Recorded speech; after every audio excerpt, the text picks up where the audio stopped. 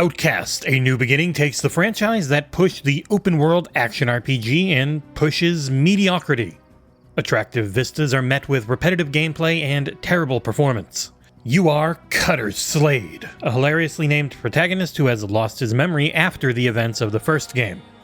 Through an alien world that feels like Earth with dumber-looking people, you'll trudge and repeat your way to victory as you jetpack around and shoot lots of robots.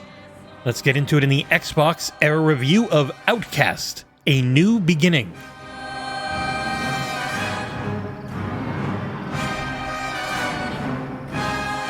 Adelpha is the alien planet where the local populace looks like a potato version of the Na'vi of Avatar. You are their human savior, Cutter Slade. Taking place after the events of the first game, you somehow have returned. The Yods, their version of the gods, how clever, have brought you back to life after the mustache-twirling evil bad guy humans executed you for daring to have not died in the first game. Adelpha can be very pretty. Outcast is a large open world with a varied biome diversity and decent, if trope-filled, art style. The title focuses on a non-linear approach to completing its quests in a similar style to the first title. You have several local villages to do repetitive side quests for as you try to save the people from the big bad humans in orbit. Said humans used to be your bosses, and they've enslaved the locals and started strip mining the planet bare. If you called this story Crapvatar, you wouldn't be far off. It is as basic an invading force versus the quote-unquote savage locals story can be. My biggest issue is that its dimension-hopping sci-fi story is just aliens that are more like Zucker Brothers-style representation of humanity. Most of the game's humor comes in the form of, "Surely you can't mean that," and then, "I do, and don't call me Shirley," style of gags. Not that one, just that style. Every alien is essentially Drax, and they take your metaphors literally every single time, and it started to drive me insane after like an hour.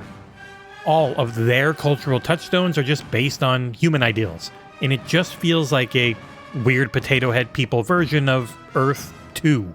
It's kind of the worst form of sci-fi for me, where you just give slightly different names to normal human things and then call it alien. The saving grace of the game would have been its gameplay if it wasn't stuck in a game that also runs terribly. They did not have Xbox code, and I really fear for that version of the game, as it doesn't even list 60 FPS on its store page. I have a 5800X CPU and 7900 XTX GPU and could barely maintain 45 FPS at 4K high or ultra settings during heavy combat.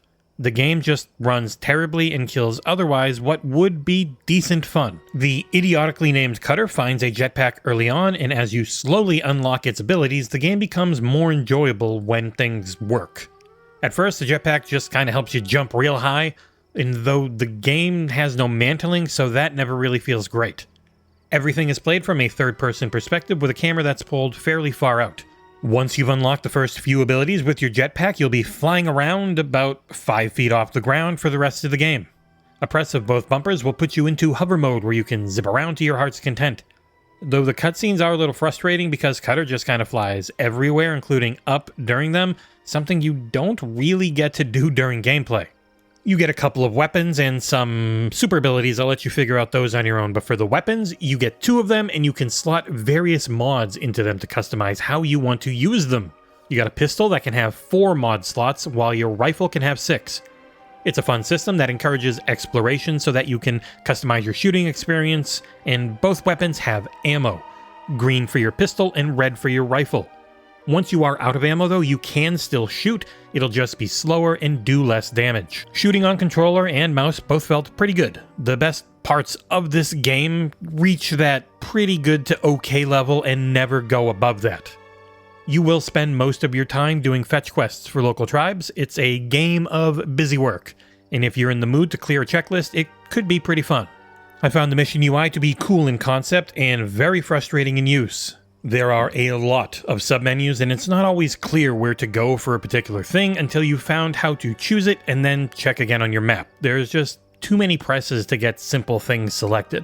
Mission variety's kinda low, with many of them just feeling like tutorials on how to use certain ability unlocks. You can access them at almost any time, but the game's UI will make sure to say if you don't have the necessary skills to easily complete a task, or complete it at all. Like your jetpack has a battery meter, and you need to unlock all of it to complete the more challenging side quest puzzles. There are 2 upgrade currencies, one for you and one for your guns.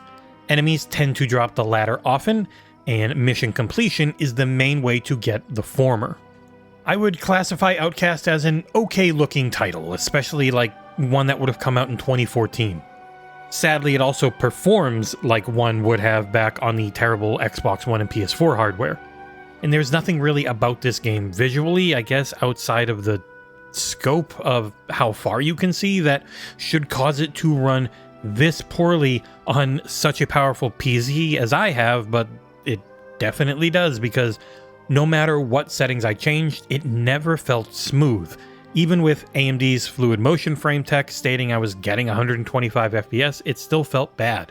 Only when I dropped the resolution to 1080p, the settings to medium or high, and the FOV down to 70 did it feel like a consistent and very fuzzy almost 60. Like the character models look like a nicely up-res 360 title most of the time. The creature animation work is decent, and you do get emotions that come through on faces during cutscenes. The writing, though, is thoroughly disappointing. It's cliché, character motivations are very obvious, plot beats are very obvious from a mile away, and I felt compelled to skip all dialogue after like 5 hours. The voice actors are trying their best, I can't fault them, but I just couldn't take listening to what they had to say anymore. The best part of the game, by far, is the soundtrack. Lush, beautiful orchestral tunes carry what is otherwise a very stilted audio experience. Like whenever you leave or enter combat or a cutscene starts up, the game just cuts out all audio with either a very hard fade or just a direct drop in all sound. It's jarring. And while their notes mentioned fixing it in a full re-download of the game patch hit before launch, that didn't make it any better. And bug-wise, I had a lot of issues. When a game runs this poorly, it shouldn't be a shock, but the amount of time I got stuck in the environment for a fairly long period was just kind of boggling my mind. I still have a hard time getting around it. Eventually the game realizes it, and when this happens, it will flash to a blinding white screen and then move you into a safe spot close to where you were stuck. I also had multiple hard crashes as well on PC, and I would highly recommend waiting to see what others say about console performance on this title. You know, it's trying to be big, it's ambitious, but it just doesn't feel quite ready yet. Wrapping things up, Outcast: A New Beginning does its best to invoke a sense of wonder as you jetpack 4 feet off the ground in an occasionally beautiful alien world. Weak writing, poor performance, and repetitive quest design work together to make it a dour experience in the end.